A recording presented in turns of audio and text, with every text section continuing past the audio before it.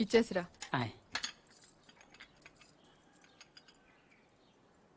ఎవరికి? ఎవరో పొలం కొనడానికి వచ్చారు. మనం పొలం అమ్ముతున్నావా? బంగారం కొనకుండాను పొలాలు అమ్ముకుండాను పెళ్లిళ్ళు అవుతాయంటే మీ అక్క పెళ్లికి 10 లక్షల దాకా కావాలి కదా, అందుకే ఒక 5 ఎకరాలు అమ్ముతున్నారు. ఎకరానికి 3 లక్షల పైన పెరుగుతుంది కదా. కాలువ పక్కన పొలం అండి. ఎకరానికి 40 బస్తాల పైన పడుతాయండి దాడవాకి. మీరు మరీ డబ్బులు అర్జెంట్ అంటున్నారు. రెండుకంటే ఇవ్వలేనండి. మరి ఇవ్వలేరండి. అవసరం మాది కదా అని మీరు మరీ అన్యాయంగా తగ్గిస్తున్నారు. అంతేనన్నయ్య, మనం అమ్మాలంటే కందిపప్పు రేటు చెప్తారు, కొనాలంటే జీడిపప్పు రేటు చెప్తారు. జోక్ మీకు అర్థం కాకపోయినా పర్వాలేదు కానీ డబ్బులు మాత్రం వారం లోపు కావాలి, అది అర్థం చేసుకోండి. మీరు సంతకాలు పెట్టించే టైంకి 10 లక్షలు అనా పైసలతో సహా జమ కట్టేస్తానండి. కట్టేస్తారండి. మాది ఎడ్యుకేటెడ్ ఫ్యామిలీ అండి, అందరూ సొంతకాలే పెడతారు. మీ మనవడి గారితో కూడా కూడా పెడతాడు. అంటే పెట్టని కాదనుకోండి, భవిష్యత్తులో ఏ రకమైన గొడవలు రాకుండా ఉండాలని 3 లక్షలు విలువ చేసే భూమిని మరీ 2 లక్షలకు కొన్నానని కోపం అది ఉంటే అసలు మీరు భూమి అమ్మడం అంటేనే నేను నమ్మలేకుండా ఉన్నానండి. అసలు మేము ఎక్కడ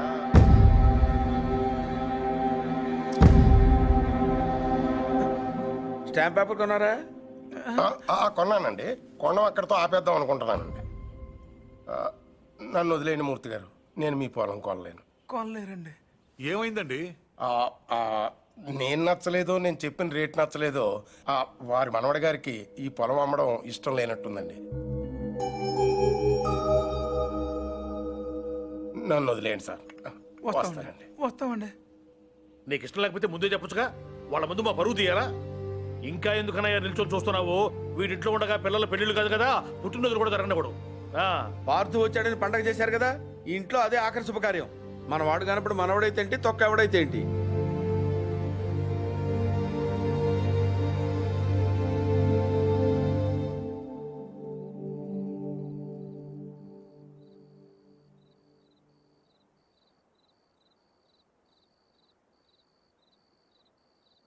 ఎవరు?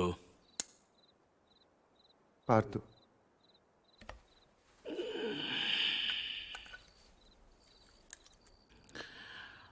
ఏంటి? నీతో కొంచెం మాట్లాడాలి. ఏం పొద్దున్న చేసిన చాలదా? ఇలా అని తెగ బెదిరించావట వాణ్ణి. పొలం కొంటే వాడిని కొట్టేస్తావరా నువ్వు? పేరు చూపిస్తున్నట్ట పెద్ద వస్తాదులాగా. ఎంత కావాలి? లలిత పెళ్ళికి ఎంత కావాలి? 10 లక్షలు. ఇచ్చేస్తావా?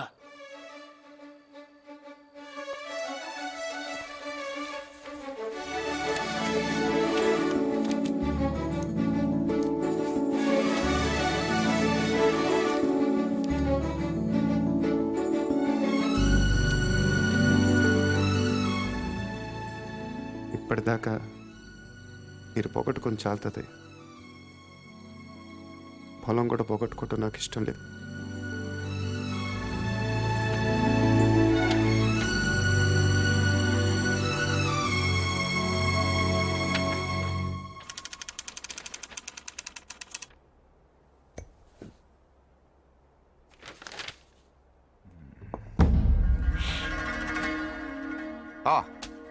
Come SIT down. మీ గురించి చదువుతున్నాను. 1991 బిలాస్పూర్ ఒక లోకల్ లీడర్ని మీటింగ్ జరుగుతుండగా చంపారు. Well, coming to the point, రీసెంట్గా ఇలాంటిది ఒక మర్డర్ జరిగింది, అపోజిషన్ లీడర్ శివారెడ్డిది. ఈ విషయంలో మీరు ఏమైనా హెల్ప్ చేయగలరా? ప్రొఫెషనల్ చేశాడు ఇది. ఎలా చెప్పగలరు? టెలిస్కోపిక్ గన్, నుదుటి మీద బుల్లెట్, కాస్ట్లీ మర్డర్. ఓ, రఫ్గా ఎంత తీసుకుంటారు? 1-2 కోట్లు. అంతా? ఈ ఉద్యోగాలన్నీ మానేసి ఇలాంటిది ఒకటి చేస్తే లైఫ్లో సెటిల్ అయిపోవచ్చేమో కదా. సరే, అంత డబ్బు ఎక్కడ దాస్తారు వీళ్ళు? బ్యాంక్లో. బ్యాంక్లోనా? అక్కడ దాస్తామని మీకు కూడా డౌట్ రాలేదు కదా? నిజమే, ఈ కేసులో ఎటువైపు వెళ్ళినా అన్ని దారులు మూసిపోతున్నాయి. ఇది శివారెడ్డి మర్డర్ జరిగిన స్పాట్ దగ్గరలో యాక్సిడెంట్ జరిగింది. ఒక కారు, ఓ పెట్రోల్ ట్యాంకర్ ఒకదాన్ని ఒకటి గుద్దుకున్నాయి.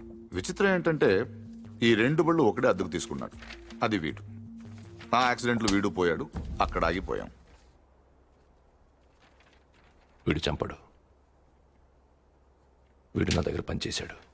వీడు ఎస్కేప్ మాత్రం ప్లాన్ చేస్తాడు. మర్డర్ వేరే వాడు చేస్తాడు.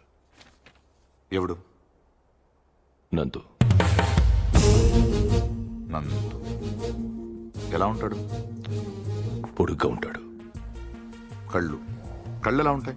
వేటకెళ్ళేప్పుడు పులి కళ్ళు ఎలా ఉంటాయో అలా ఉంటాయి.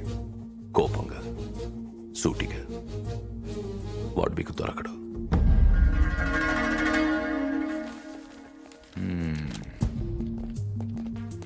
అన్నీ వెతికాం కానీ ఒక్క విషయం మర్చిపోయాం.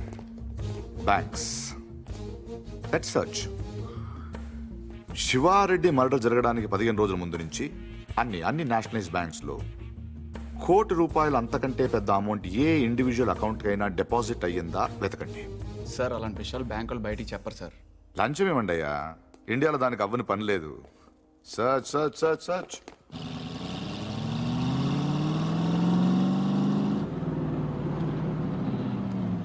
ఫ్రెండ్లకి ₹1,00,000 లోన్ కావాలంటే ఏం చేయాలండి? ముందు పాత లోన్ తీర్చాలి. అది తీర్చడానికి లోను. పూర్తిగా ఎలా వచ్చారంటే నా మనవడు పార్థు. తిరిగి వచ్చేట కదా తెలిసింది. చాలా సంతోషం. వాడు చెక్ ఇచ్చాడు. నేను తణుకు మంజీరా బ్యాంక్ నుంచి మాట్లాడుతున్నాను. అకౌంట్ నెంబర్ 791849 నాకు ఒక చెక్ వచ్చింది. కస్టమర్ నాకు బాగా తెలిసిన ఆయన. బ్యాలెన్స్ మీరు ఒకసారి చెక్ చేసి చెప్తే నేను క్యాష్ పే చేస్తాను, తర్వాత మనం చూసుకుందాం. సో బ్యాంకింగ్ అవర్స్ ఎప్పుడు వరకు అండి? Ravi. Sir morning sir. Good morning. Bank బాగుంది కదా సార్? అమ్మాయి కూడా బాగానే ఉంది సార్. వాళ్ళు లోపల ఉన్నారు sir. Hello sir, name Nandagopal sir. Account number 791849 sir. Last 2 years నుంచి అకౌంట్ ఆపరేట్ చేస్తున్నాడు సార్. ఇప్పుడు వాటి ఇంట్రడ్యూస్ చేసిన వాటి డీటెయిల్స్ ఏమైనా ఉంది? రికార్డ్స్ లో ఉన్న అడ్రస్ ఎంక్వైరీ చేస్తే రాంగ్ అడ్రస్ అని తెలిసింది సార్. ప్రస్తుతం ఎంత ఉంది అకౌంట్ లో? 1 crore ఉంది సార్. ఇది రీసెంట్ ట్రాన్సాక్షన్స్ ఏమైనా? మొన్నే ఓ 10 లక్షలు వేరే బ్యాంక్ ట్రాన్స్ఫర్ అయింది సార్. ఎక్కడికి? తణుకు మంజీరా బ్యాంక్. పేరేంటి? ప్రసాద్. మీ పేరు కదా? నందగోపాల్ సార్. ఆఫీస్ కా సార్? తణుకు.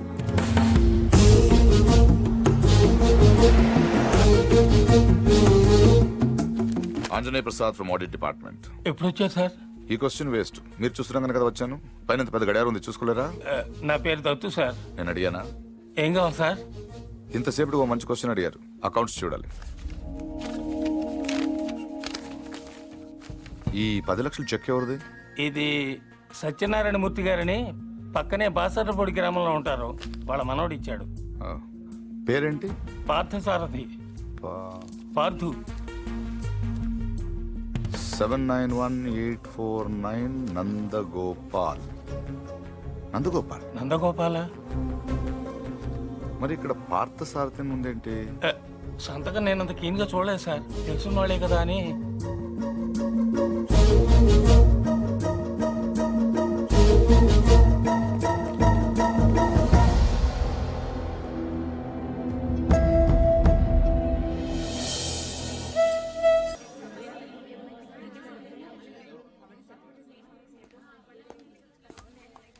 హలో నందు.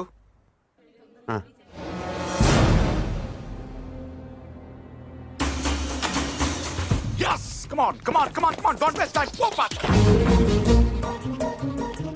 అరే Ravi set. Okay sir. Ravi ఇద్దరు నీకు పెట్టి పంపించు. అలాగే sir. Cover this areas. Ravi sir. అలాగే ఫస్ట్ ఫ్లోర్కి వెళ్ళి అక్కడ తెచ్చుకో and cover the backyard. Okay sir. Sorry Murthy garu, sorry for the inconvenience. ఏంటి దొరికాడా? లేదు సార్. వెనక్కి వెళ్ళెత్తుకండి. బై బై మూర్తి గారు, మీ ఇంట్లో ఉన్నాడు కుర్రోడు. వాడు మీ మనోడు కాదు. వాడి పేరు Nandu. He's a professional killer. Opposition leader Shivareddy murder కేసులో వాడి కోసం వెతుకుతున్నాడు. ఎస్ఐని టీవీ దగ్గర రమ్మని చెప్పు.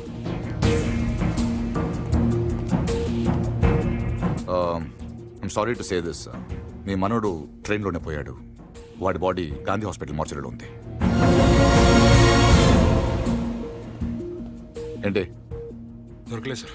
నాకు తెలుసు వాడు దొరకడు.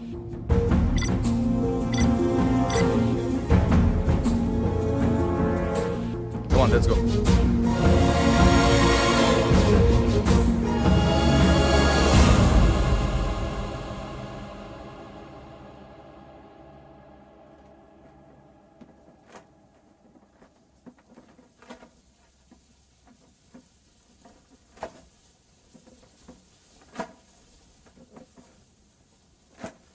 అసలు ఇంట్లో ఉంది మనవడో మనవాడు కాడో ఎవడో బయటోడు వచ్చి చెప్తే తప్ప తెలుసుకోలేని స్థితిలో ఉన్నాం మనం.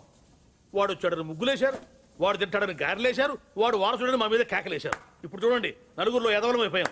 అందుకే ఎవడన్నా వస్తే వెంటనే తలుపు తీయడం కాదు, ముందు ఆరాధియాలి. 12 ఏళ్ల తర్వాత అడ్రస్ వెతుక్కుంటూ ఇంటికి వచ్చిన వాడిని పార్థు కాకుండా ఇంకెవరనుకుంటావండి? Post man అనుకోవచ్చుగా.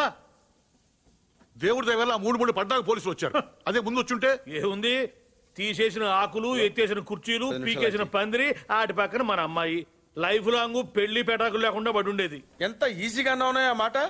పీటల మీద పెళ్ళి అయిపోతే ఇంకేమైనా ఉందా? 10 లక్షలు ఖర్చు పెట్టి చేశాం.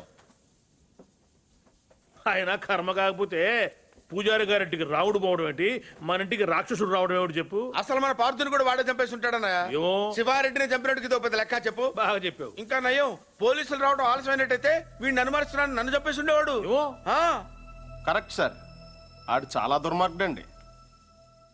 ఎంత దుర్మార్గుడు కాకపోతే నాయన నెత్తి మీద తుపాకీ పెట్టి మీ పొలంలోంచి కంచి ఏం చేస్తాడు చెప్పండి. ఆడేం చేసినా మీ ఎవరికే తెలియదండి. మీ అమ్మాయి పెళ్లికి 10 లక్షలు ఖర్చు అయిందండి.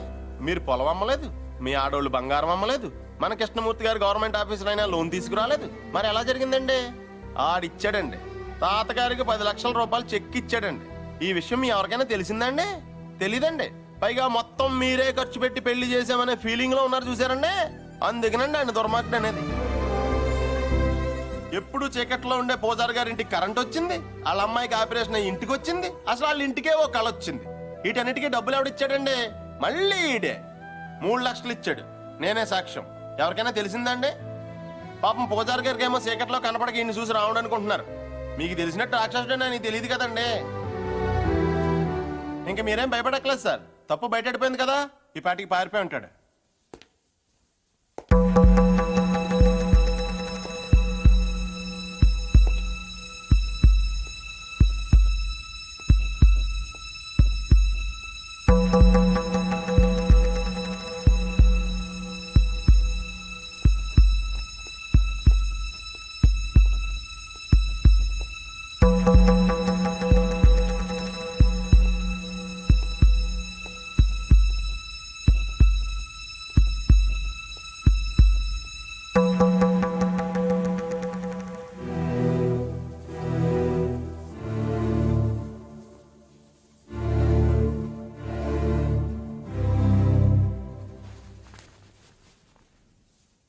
నిజం చెప్పే ధైర్యం లేనివాడికి అబద్ధం ఆడే హక్కు లేదు. నాకు ధైర్యం ఉంది. అందుకే పార్థు లేడని నిజం చెప్పడానికి ఇక్కడికి వచ్చాను. కానీ ఆవిని చూశాక పార్థు రాలేడని చెప్పాలనుకున్నాను. మిమ్మల్ని చూశాక ఆ మాట కూడా చెప్పలేకపోయాను. అబద్ధం ఆడాను. అబద్ధం మాత్రమే ఆడాను. మోసం చేయలేదు. రెంటికి పెద్ద తేడా ఏంటో. నిజం చెప్పకపోవటం అబద్ధం, అబద్ధాన్ని నిజం చేయాలనుకోవటం మోసం. నేను పార్థు అని అబద్ధం చెప్పాను.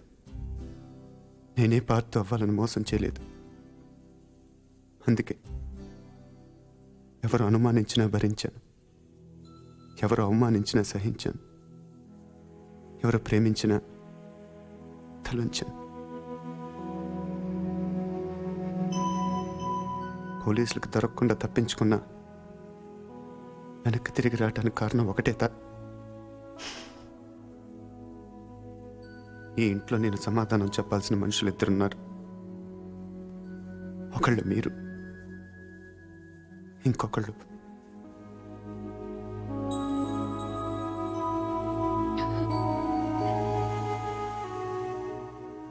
వచ్చాను,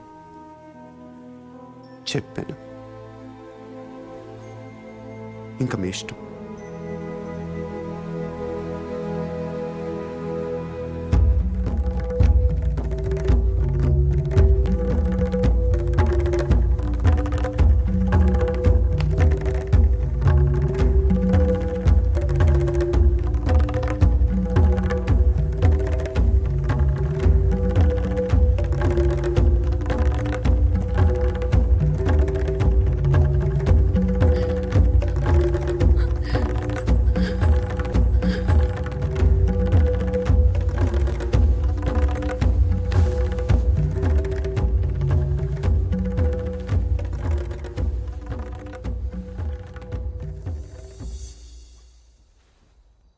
కింద వాళ్ళందరూ నిన్ను రకరకాల ప్రశ్నలు అడిగారు.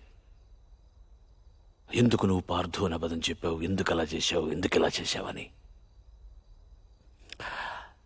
నేను ఒకే ఒక్క ప్రశ్న అడుగుతున్నాను, సమాధానం చెప్తావా? ఎవడో రైల్లో పోలీస్ కాల్పుల్లో చనిపోతే నీ దారిన నువ్వు పారిపోకుండా వాడి ఇల్లు వెతుక్కుంటూ ఇంత దూరం ఎందుకు వచ్చావు? వాళ్ళ పొలం సమస్యల్లో ఉంటే నువ్వెందుకు తీర్చావు? వాళ్ళ పిల్ల పెళ్ళంటే నువ్వెందుకు డబ్బులు ఇచ్చావు? వాళ్ళు తిడితే ఎందుకు పడ్డావు? ఏవి చెయ్యలేని నాలాంటి ముసలాడి ముందు తలంచుకుని మోకాళ్ళ మీద ఎందుకు కూర్చున్నావు? అందుకే నువ్వే పార్థువి, నువ్వే నా పార్థువి. నేను నిన్నేవి అడగను. అడిగితే నా ఇళ్ళంటి మనిషిని ఎలా ఒప్పించావని పొలంలోంచి కంచి తీయించేసిన రోజే నిన్ను అడిగి ఉండాల్సింది. 25 ఏళ్ల వయస్సులో 10 లక్షలు చెక్కిచ్చావంటే ఏం చేస్తున్నావు నువ్వు అని ఆ రోజు నేను అడిగి ఉండాల్సింది. అప్పుడు అడగలేదు, ఇప్పుడు అడిగే అర్హత లేదు.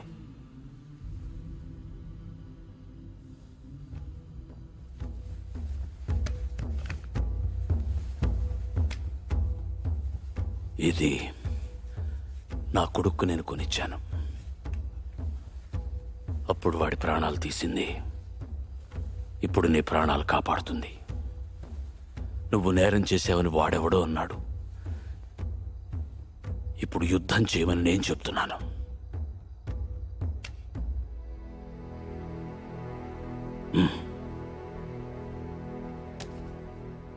వెళ్ళు, గెలిస్తేరా, కలవకపోతే నువ్వేమైపోయావనే నిజం నాకు తెలియనివ్వకు. ఈ వయసులో నాకు కావాల్సింది అబద్ధాలు నిజాలు కావు, జ్ఞాపకాలు. నీ వల్ల అవి నాకు బోల్డెన్నున్నాయి, చాలు.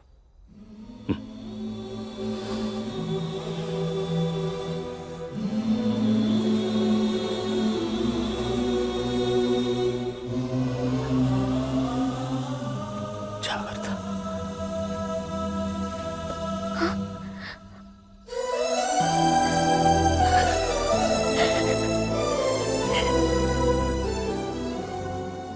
నేను వస్తాను.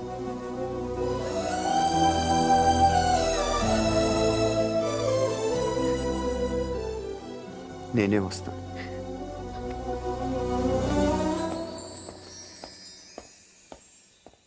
పొజిషన్ అంటే బ్రహ్మాండంగా ఉందండి. ఉత్తరాంధ్ర కూడా స్వీప్ అని అంటున్నారు. Sir, phone sir. 30కి దగ్గర 30 అంటే వరకు మనుషులు సార్. కాదు కానీ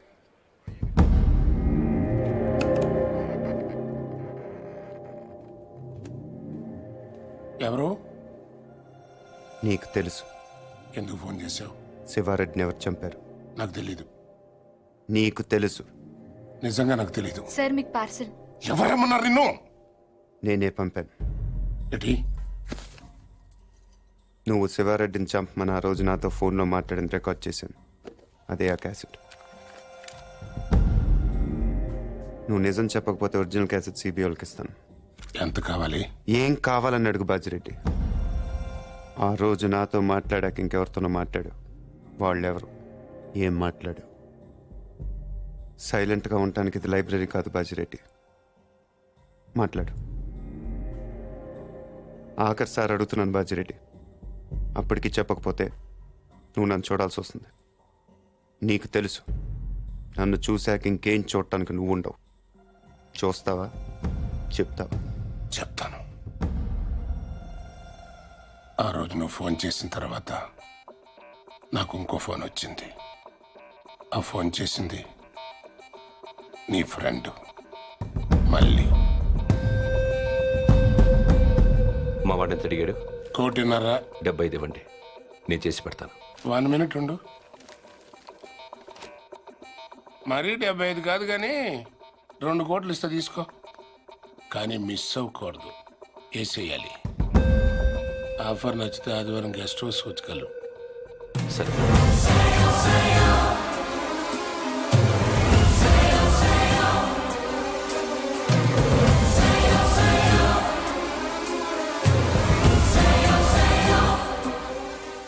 మళ్ళీ ఎక్కడ?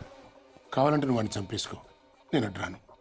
రేపు నేను సీఎం అయిన తర్వాత నీ మీదకి ఏ కేసు రాకుండా నేను చూసుకుంటాను. ప్లీజ్ దీని ఒరిజినల్ కేసెట్ నాకు ఇచ్చేసేయి. సారీ బాజిరెడ్డి, నేను అబద్ధం చెప్పాను. నువ్వు ఆ రోజు మాట్లాడింది రికార్డ్ చేయలేదు. మరిది ఎంటీ. కానీ ఇప్పుడు మాట్లాడింది రికార్డ్ చేశాను.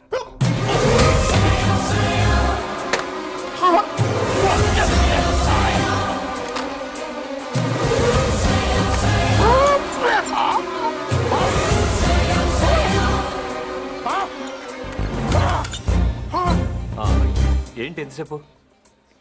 ఫోన్ డెడ్ అయింది. చాలా బిజీగా ఉన్నారు. Evening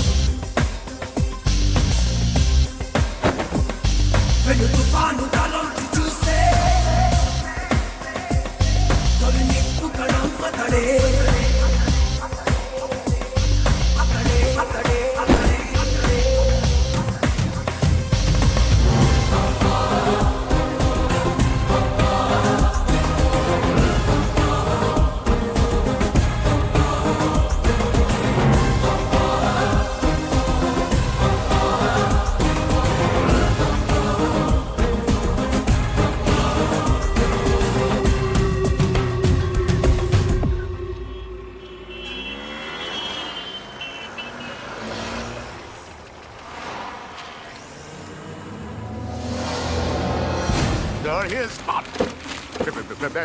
Come on, get the car.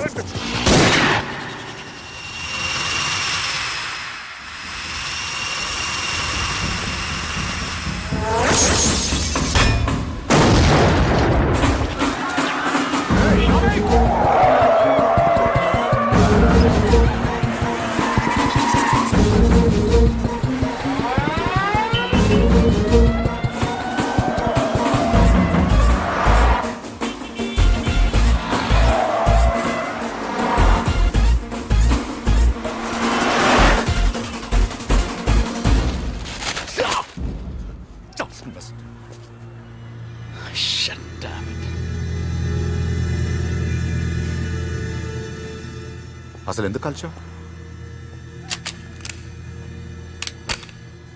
ఎంత తీసుకున్నావు? How much?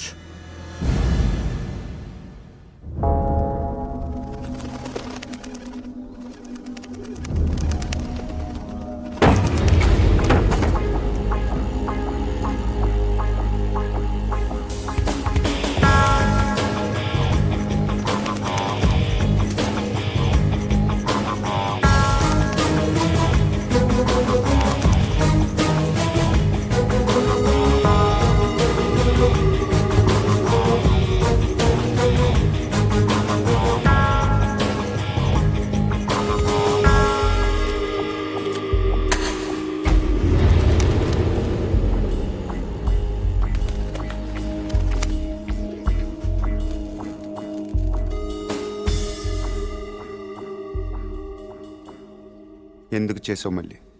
నీ మీద నాకేం కోపం లేదు నందు, అలా అని ప్రేమ కూడా లేదు. ఇద్దరం కలిసి ఒకరిని చంపేవాళ్ళం, అంతేగాని ఒకళ్ళ కోసం ఒకళ్ళు చచ్చేంత రిలేషన్ ఏం లేదుగా మన ఇద్దరికి. ఒకళ్ళనొకళ్ళు చంపుకునే అంత గొడవలు కూడా లేవుగా మన ఇద్దరికి. నేను అవే ఆలోచించలేదు నందు. ఎస్కేప్ చేస్తే నువ్వు 50 లక్షలు ఇస్తావు, చంపితే బాజిరెడ్డి 2 కోట్లు ఇస్తాడు. ఓకే, వాడిని చంపి నీ మీద తోసేస్తే నాకు 2.5 వస్తుంది, అంతే. అదొకటి ఆలోచించాను. తప్పు చేసావు మళ్ళీ, తప్పు చేసావు. అసలు మనం చేసేది తప్పు నందు, దాన్ని కరెక్ట్గా చేయాలనుకో.